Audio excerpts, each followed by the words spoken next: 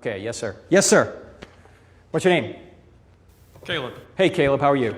Gentleman who asked the son question is my dad. Oh. Cliff over there. Hey, Dad. How you doing? So obviously he's a Christian, and I'm not quite sure what I am. I've had a constant kind of struggle my whole life with what I believe, but so I'm not well versed in or chaptered in the Bible.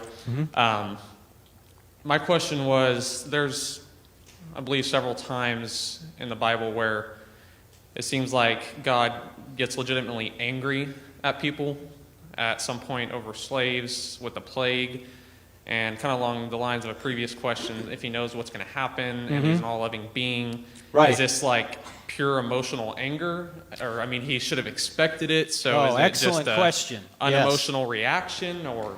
Yeah, it's an excellent question, Caleb. We need to remember, you stay there because we may interact a little bit. We need to remember that the Bible is written from an observer perspective.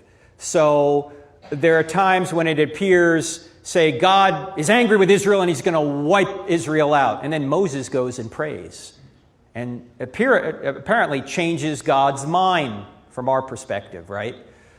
But in reality, what's going on is that God always knew that Moses would pray, and he always knew that he would relent based on what Moses had done.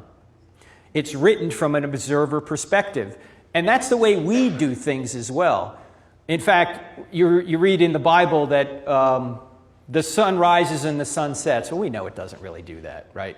I mean, we know that we're spinning and we're going around the sun, and the sun isn't moving around us. We're going around the sun. And that's how the sun rises and sun sets. But if you go home tonight and you watch the news and you watch the weatherman on there, the meteorologist, Dr. So-and-so, will say sunrise tomorrow, 6:52. He doesn't say earth rotation will become apparent at 6:52. We use observational language, and the Bible uses it the same way. So God is not changing, we're changing, and God is always angry with sin, and he's always pleased with trust in him. And what happens is we move from one aspect of God, wrath, when we're in sin, and then we move into grace when we trust in him for his free gift. It's like if you're riding a bike against the wind, you say the wind is against me. When you turn around and go the other way, you say the wind is for me. Who changed, the wind or you?